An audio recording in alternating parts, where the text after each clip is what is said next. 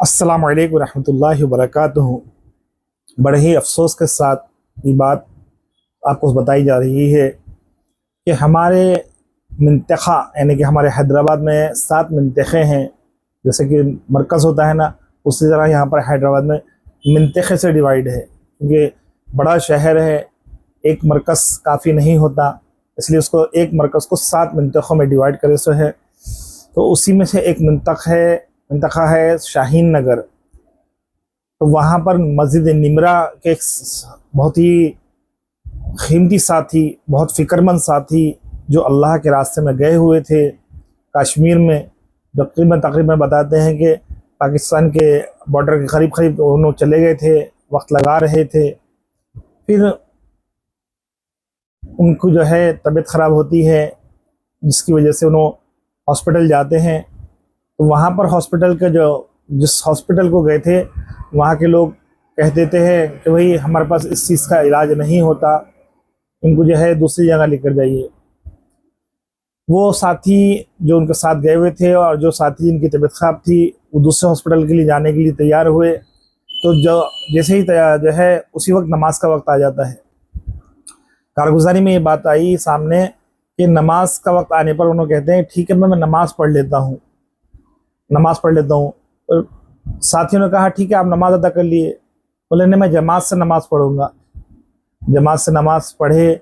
बताते हैं थोड़े कि जमात की नमाज में इंतकाल हुआ, थोड़े बोलते हैं कि सुन्नत अदा करते हुए नमाज में इंतकाल हुआ, या बहरहाल वल्लाहु आलम, क्योंकि पूरी कैफियत, पूरी कारगुजारी तो सामने नहीं आई नमाज इस ताल्लुक से।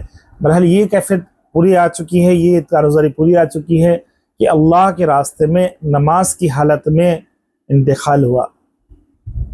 अब मेरे को इस बार इस वीडियो के अंदर इस बात को जो है बोलना है कि देखो, एक इंसान की तबीयत ख़राब है और तबीयत ख़राब होने के बावजूद, हॉस्पिटल में रहने के बावजूद, जहां डॉक्टर ने ये कह दिया कि इनका इलाज यहाँ नहीं हो सकता, दूसरे हॉस्पिटल रेफ़र कर दो, तो इंसान पर जो है क्या कैफियत गुजरती है कि उसको लगता है कि शायद मेरी तबीयत ज़्यादा ख़राब है, जो मैं डेंजर सिचुएशन में हूँ, इसीलिए डॉक्टर ने जो है मना कर दिया। उस सब के बावजूद उस साथी ने ये कहा कि मैं पहले नमाज अदा करूँगा, और नमाज के लिए अपनी तबीयत की परवाह नहीं की और नमाज अदा करने के लिए मस्जिद चले गए। तो ये चीज़ कैसे आई आज के दौर में, जहाँ इंसान अपनी ज़िंदगी के बारे में, अपने जो है आराम के बारे में सोच रहा है और अपने दुनियावी मशगलों में जो है नमाज को छोड़ रहा है, वो सब के बावजूद वो शख्स अपनी तबीयत को ना देखते हुए, अपनी सेहत को ना देखते हुए नमाज की फ़िक्र किया, अपने आमाल की फ़िक्र किया, अपने ईमान की फ़िक्र किया। वो इस काम की बरकत के ज़रिए है।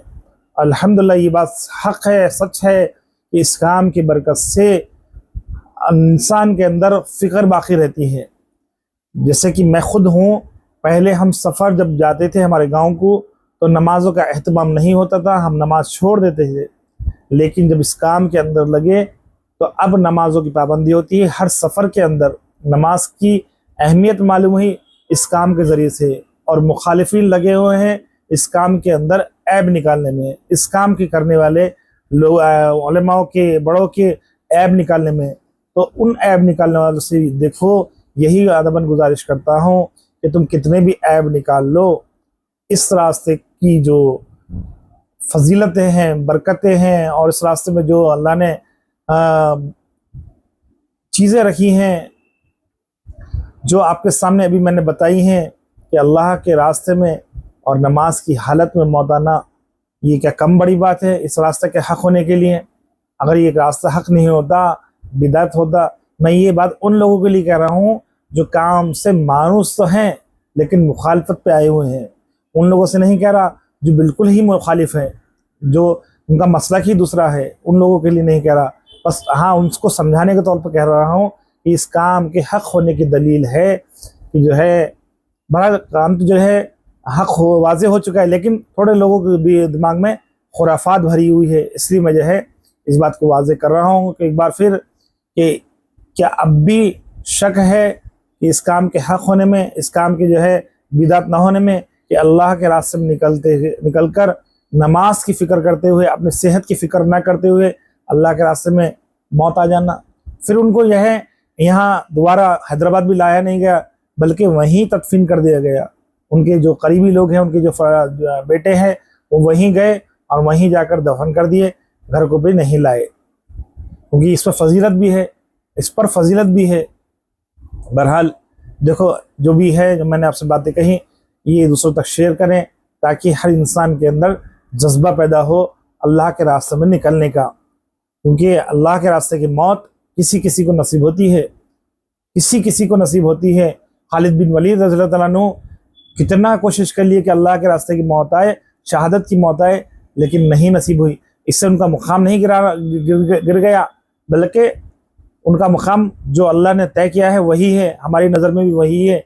बात यह है कि सिर्फ कि अल्लाह के रास्ते की मौत किसी किसी को नसीब होती है।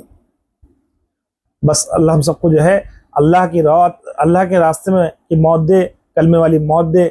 आप सब आमीन ज़रूर कहें।